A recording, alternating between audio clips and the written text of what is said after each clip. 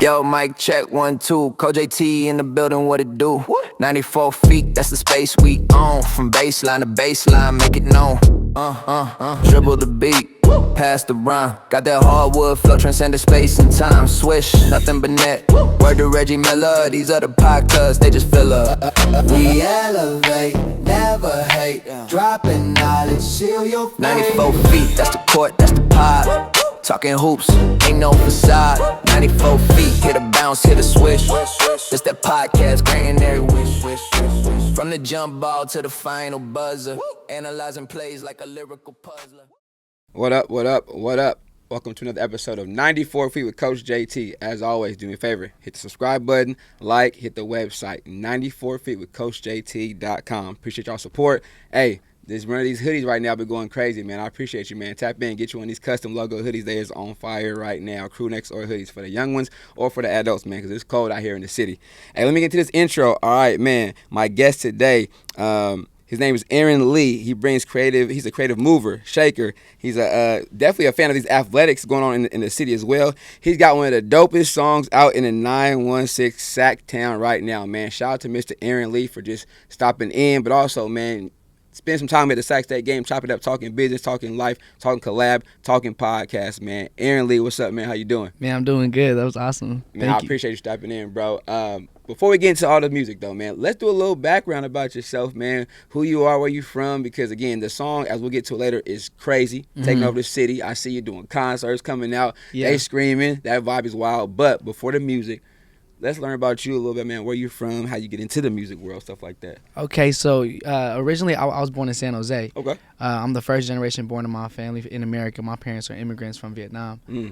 But yeah, so I was born in San Jose, and we moved up to Elk Grove when I was like 3-4 years old. So I was raised out here in Elk Grove, Sacramento area. Before I got into the music, though, I was a dancer. That's how I got into music. Okay. So my older brother was a breakdancer. And, I was just following his lead, like, I want to do that. Yeah. So that's how we got into hip hop and dancing. And then from there, transitioned into the music. Started recording when I was 16. Really? So, yeah, I booked my first session. My boy Vonnie took me. I don't know if you know my boy Vonnie. I don't think I met him. He's from out here, but shout out to my boy. Shout out to Vonnie. Yeah. But he took me to my first studio session when I was 16. And then from there, that's where I met Q, and then booked my session with Q. And then from ever since, we just been rocking. So I got to talk about the dancing, though. What was that like in the household? Because, I mean, as we know, right, music is such a universal and dancing language, right? Right. Especially now you see it being exposed on so many national levels across all countries and platforms. What was that like for you having a brother that danced, and then you got to, like, what some of the, I guess, the dancers you might have looked up to or kind of watched them as access to, right? Yeah. Who was you watching? Who was you recording? Who was you like, okay, I got to get this move down? So we was breakdancing. So I was really looking up to him and his crew. He used to dance with Flexible Flav. Okay. So I used to look up to them and all his peoples. And yeah, so we was just, we was kids. I started doing it when I was in the 4th grade. So me and my buddies, we started doing it too. And we started dancing on the Blacktop and kind of doing our thing. Yeah, okay. Yeah. What was that like at school? Because I mean, again, we're dating ourselves. I'm dating myself a little bit. Now we more so dance at the school functions. We may dance a little bit, but now on the Blacktop, what was that like? We was on the Blacktop. You had a big crowd stuff around you? Man, we did. We got in trouble for it because they were like, "Why you guys fighting? Did y'all do this? Like, what are you guys doing? Why you guys keep crowding around on the Blacktop?" But we was just dancing. We was just having fun. But but they're like, "You guys can't do that because we can't see what y'all doing." But we was just dancing. But it didn't stop us though. We just that's what's up. Yeah. I have a lot of athletes, business people, whatever on here, different people from walks. But talk about dancing. Also, it can be someone that's like a team collaborative sport, right? It wasn't just you Absolutely. dancing. How was it like to roll with your guys or your dance crew? Like, what was that stuff like? Because, I mean, I'm sure it was still dancing. I mean, competitions, the clout. Yeah. It's a real thing still in that field. Like, man, what was that like for you guys rolling together, rocking and dancing and stuff like that? Man, it was a lot of fun. You know what I'm saying? Because back then, we take it serious. That's what we was doing. So we had our crew, we battled other crews from different schools and whatnot. Yeah. But it's cool because, we all get to, grow up and be older and be like, man, remember back in the day when we was this and this? Yeah. And for me, I didn't play sports, Yeah. And if I did, it was for fun with my folks. It wasn't like a team collaborative thing like that. So that was my way of dancing. Dancing was my way to collaborate with my peoples, and that's how we did it. So definitely anything, right? Like music you learn right now, me, pod, and whatever it is, repetitions, right?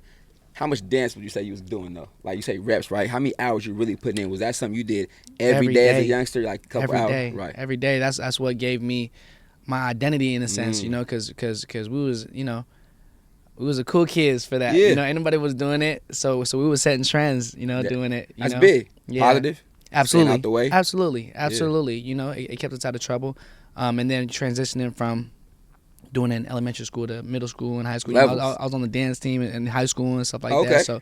So you know, it definitely gave me a lot of drive. You know, it kept me focused and gave me purpose. So what high school did you go to?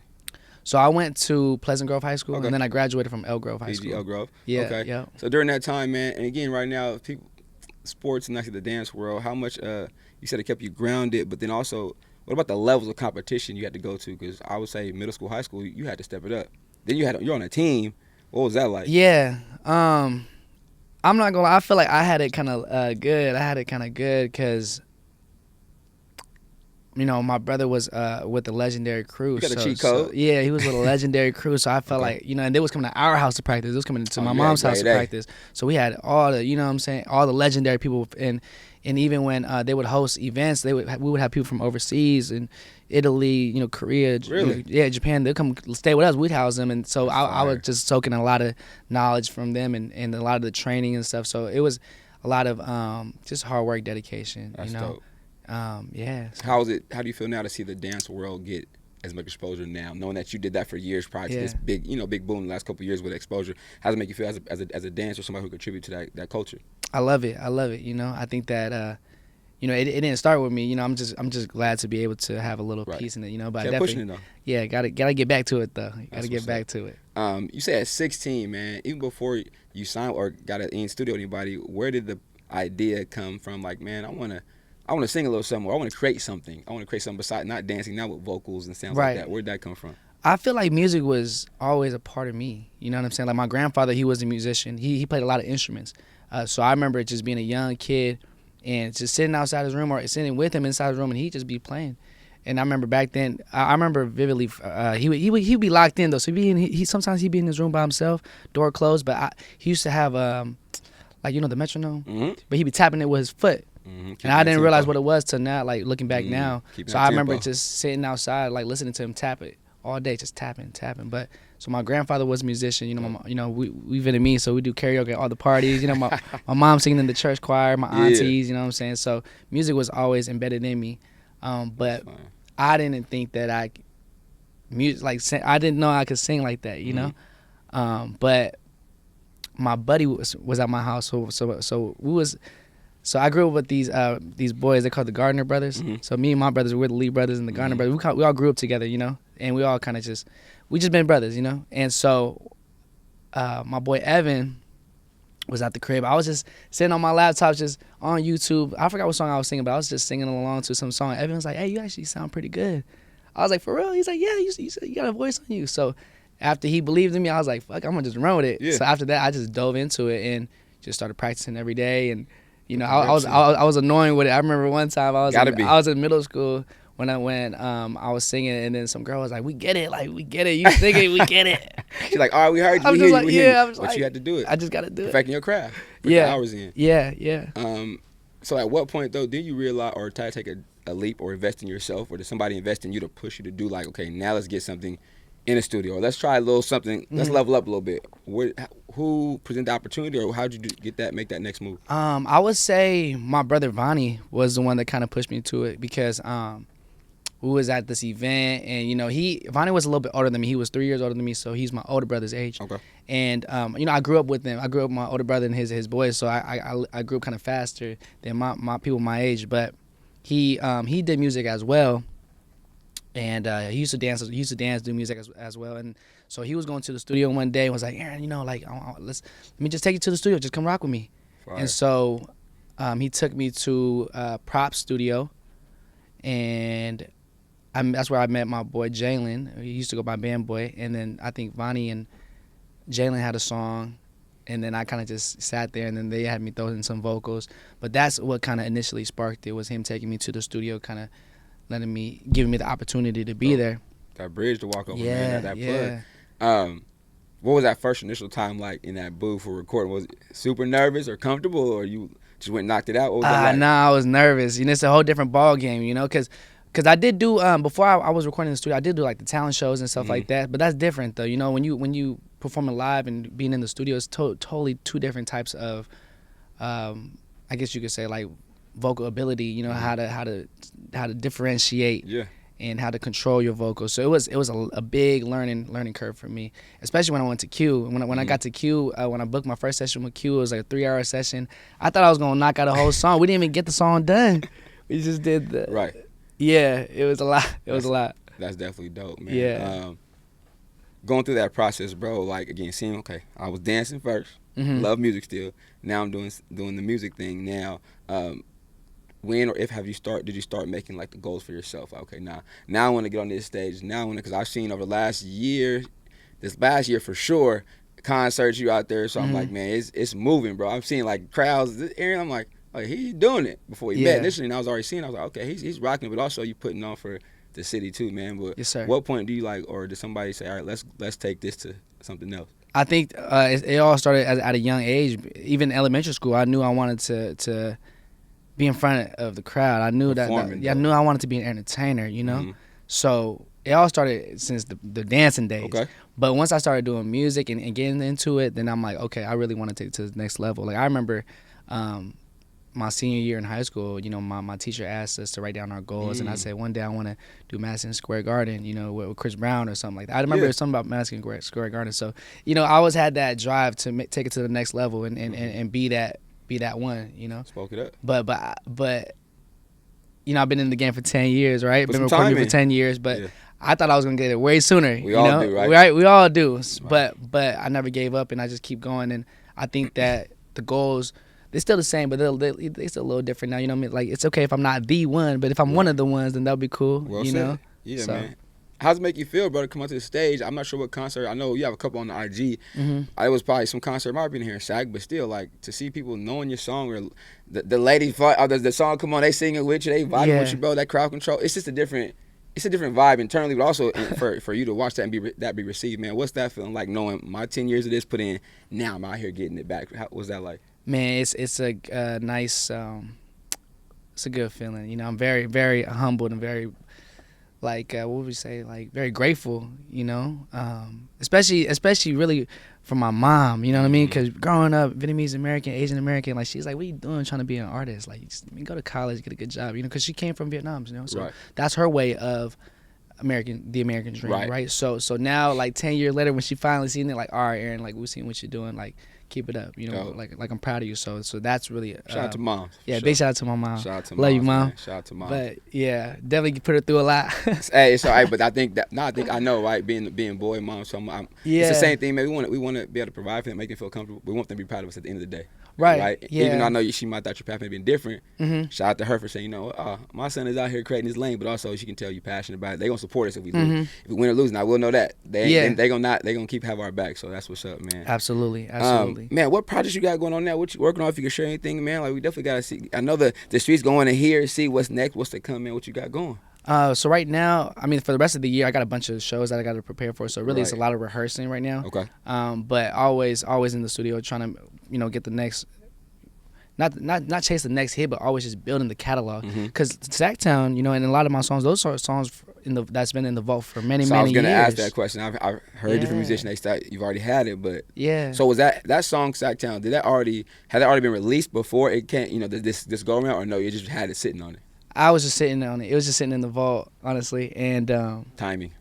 Yeah, timing. You know, like I did a promo video for it in front of the Capitol, and it blew up. And so because it blew up, I was like, oh, I gotta drop it. Timing. Yeah, so it's the timing. Yeah. So a little bit behind that song. Let's talk about that, man. Because I mean, I get we're in Sac, but give us a little bit behind. Like, you know, you say it's in the vault, so this is probably before you dropped it, of course. But some just thinking, like, how can I represent the city, or what was that like, or something like I gotta create a banger or something. I know it's gonna go. Well, so I was at the crib with my boy Eddie. So he's one of the Gardner brothers as well. He's one of my older brothers. So me and him were working on the record. And a big shout out to Lloyd, by the way. It's a rendition of Southside by Lloyd. Got to make sure I say that. For sure. Got to make sure I say that. As we hear that, I heard tune, though, it's going to be catchy anyway. Even if it's not yours, Lloyd, I hear the tune, but now I'm like, oh, he flipped it. He put the city on there. I'm like, got to listen to the whole song. Yeah. I feel like a lot of people have done it before, but I think I just did it. You killed it, bro. Hey, no, don't be bashful, bro. That song is fire, bro. It's everywhere, fire. But it clicks, bro. Don't be bashful. It's all right. You can get a lot of people did it, but I think that you killed it. The way that I did it, it had that nostalgia to it, bro. Because a lot of people. Great. I like the way you said that because it's damn near sing along. Exactly. Sing-along. Exactly. You can vibe exactly. with it, man. Yes. It's catchy. It's dope. Yeah. So, yeah, I don't remember how we came about it. I think we were just working on records and we're like, listen, the way the song, the way the beat just fit perfectly, you know. And big shout out to my boy Megatron as well, the producer of the beat. The beat. He didn't play no samples of Southside, so it just fit perfectly.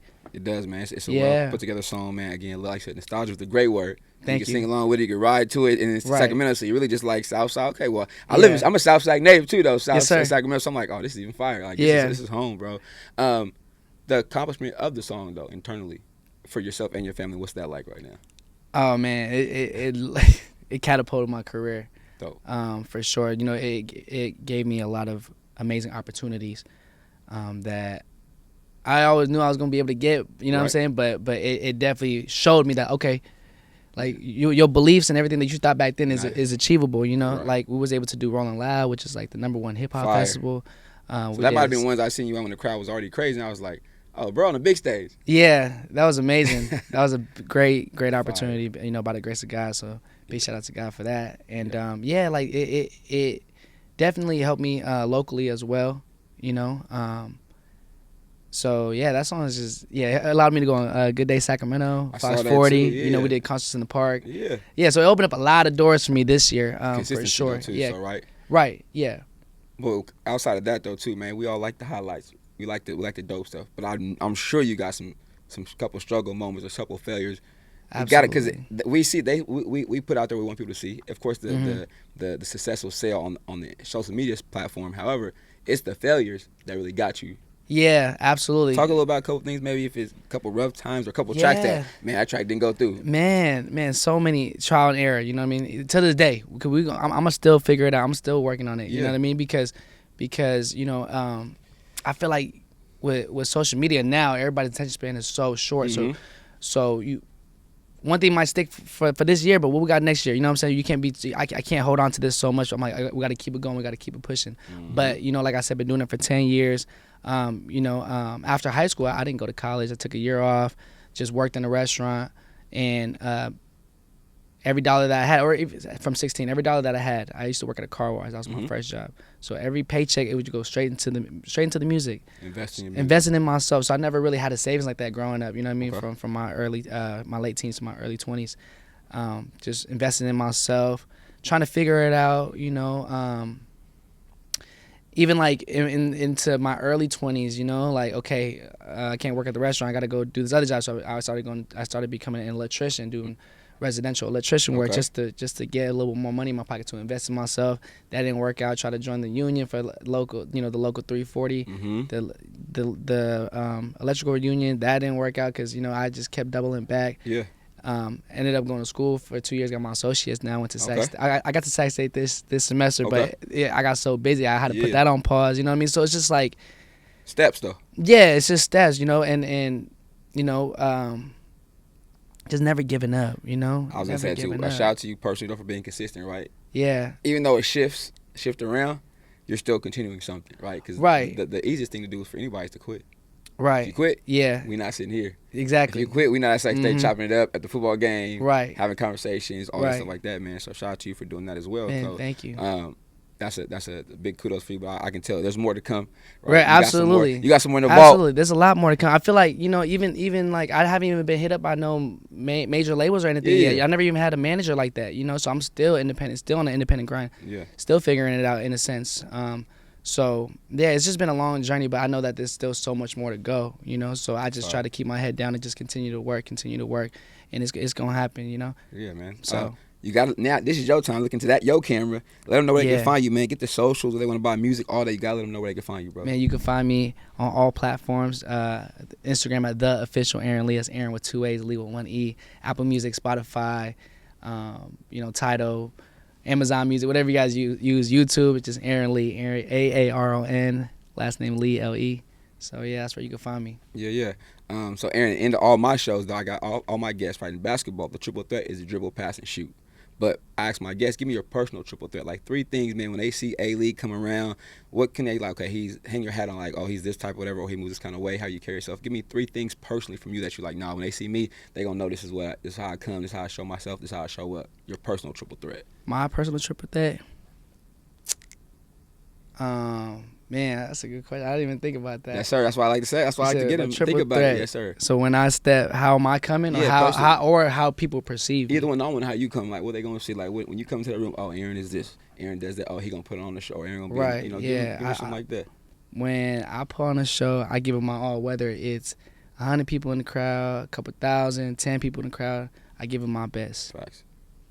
Secondly, I'm very, I don't wanna be a cocky asshole. I like to be humble. You know what I'm saying? And sometimes I feel like, I'm very approachable, and I feel like sometimes people don't. No, I can agree to that. Sometimes people don't think so. At the game, my man got the video camera over there. But however, we had conversations all in the same one. You were doing your thing, work, getting content, but you was like, no, let's chop it up, have a beverage together, chopped it up. Yeah. And that's even new for me. I was like, okay, that's a solid one. Right. Change the message. Like, just hit me, Jay.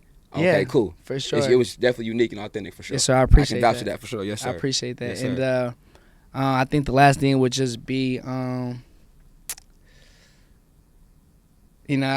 also have fun with it. If I'm coming through, we're going to party. We're going to have some fun while we work hard. Got to. So. I definitely appreciate you, man. Definitely. Hey, got some merch for you, too, man. That's the logo we're going. Stay applying pressure, bro. I know I see you got 50 caps not rocking, but also it's the trucker hat. I love that. Got that for you. Got the T-shirts, got the little crew neck, man. A couple different things. All for you, me? bro. Yeah, man. Oh, my God. Come on, man. Coach got real quick. I got you. Yeah, we're going to say, I appreciate my mic you. up. Sean, don't get mad at me. Thank you. But look, so got him some custom crew neck, got a T-shirt, everything, my man. Got to take care of the team as well. With the merch, man. But hey, I appreciate you, bro, for stepping in. My man, hey, y'all check him out on all the platforms. I'm gonna share the information. The music is fire. He gotta go get out of here and get right to some more work, man. So you heard it here first. Live on 94 Feet with Coach JT, with Coach A. Lee. Oh yeah, definitely gotta shout my man. Oh yeah, Sponsor. big shout out to Red Bull, man. Hey. Big shout out to my Red Bull rep, Katie. I appreciate you. Appreciate so you, much. Katie. Hey, make sure you bring some cases over here. Hey, tap in with us. Woods Media in the background. We working, man. Shout out to them, man. Got them some hoodies for the holidays, man. Merry Christmas to everybody. Be safe again. A-Lee, keep it up, boy. And stay applying pressure, my dog. Yes, we sir. out. Thank Peace. Yo, mic check 1 2. Coach JT in the building. What it do? 94 feet. That's the space we own. From baseline to baseline, make it known. Dribble the beat. Pass the rhyme. Got that hardwood flow, transcended space and time. Swish, nothing but net. Word to Reggie Miller. These are the podcasts, they just fill up. We elevate, never hate. Dropping knowledge, seal your fate. 94 feet, that's the court, that's the pod. Talking hoops, ain't no facade. 94 feet, hit a bounce, hit a swish. It's that podcast, granting every wish. From the jump ball to the final buzzer. Analyzing plays like a lyrical puzzler.